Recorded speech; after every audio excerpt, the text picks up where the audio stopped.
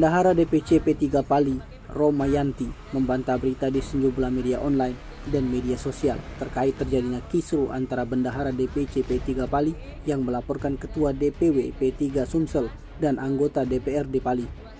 Hal itu dikatakan langsung oleh Romayanti saat ditemui media di rumahnya di Bilangan Pahlawan, Kelurahan Talang Ubi Selatan, Kecamatan Talang Ubi. Perempuan yang karib disapa Yanti itu menegaskan jika dirinya tidak pernah memiliki masalah dengan DPW P3 Sumsel maupun dengan yang lainnya. Apabila ada yang menyatakan Bendahara DPC P3 Pali melaporkan Ketua DPW P3 Sumsel, itu tidak benar sama sekali. Terkait kisruh yang terjadi di tubuh DPC P3 Pali, Yanti mengakui tidak tahu menahu dan tidak ingin ikut campur. Mereka yang melaporkan Ketua DPW P3 Sumsel dan anggota DPRD Pali bukan atas nama DPC P3 Pali. Karena dia dan Ketua DPC P3 Pali, Azwar, saat ini sedang fokus menyiapkan bakal calon anggota DPRD yang berkompetensi pada pemilu 2024 mendatang, serta menyiapkan untuk mencalonkan di pemilu. Ia berharap DPC P3 Pali semakin jaya dan bisa meraih hasil yang optimal pada pemilu 2024 nanti. Assalamualaikum warahmatullahi wabarakatuh. Saya Romayanti dari Partai P3 Pali. Di sini saya sebagai bendahara dari Partai Persatuan Pembangunan dengan nomor keputusan SK 0265 SKDPP _C_11 2021. Di sini saya akan membantah berita di sosial media yang lagi viral ini, bahwasanya antara Febri dan Ketua DPW Sumsel sama anggota DPR Pali di sini, saya tidak ikut-ikutan dengan masalah ini.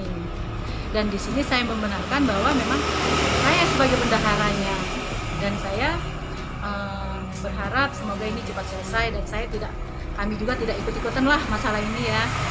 Semoga P3 Pali makin jaya selalu, makin maju, dan ke depan tahun 2004 kita makin mantap.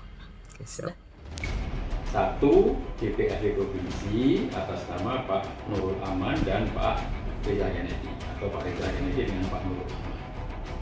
Sebenarnya nggak sampai 3%. Yang kedua itu Pak Saharudin dengan Pak Iskandar di Banyuasin, tapi kemudian Pak Iskandar meninggal. Yang ketiga di Pali antara Pak Aswawi dan Ibu Catherine. Itu sudah diputuskan DPP, itulah yang untuk Sumsel dari banyak DPP untuk Sumsel itu yang mempunyai yang masuk di dalam kategori dibagi 2,5 tahun. Dalam perkembangannya DPW itu mengundang anggota dewan yang menempati kursi tadi, Pak Riza dengan Pak Nurul Aman, dipertemukan bagaimana keputusan ini untuk lebih memberikan kepastian gitu, maka Pak Rizal membuat surat pengunduran diri. Ini DPW, karena ini DPRD Provinsi. Nah, kemudian DPRD Kabupaten juga memanggil yang sama. Untuk Banyuasin juga sudah dibuat surat pengunduran diri. Nah, untuk Pali, sesuai dengan laporan Ketua DPC Pali, itu belum berhasil. Berapa kali diundang, itu belum berhasil membuat surat pengunduran diri. Maka berjalanlah mencapai hampir 2,5 tahun. 2,5 tahunnya itu ada di bulan Mei 2022. Maka bulan Januari DPW atas surat DPC membuat surat ke DPP.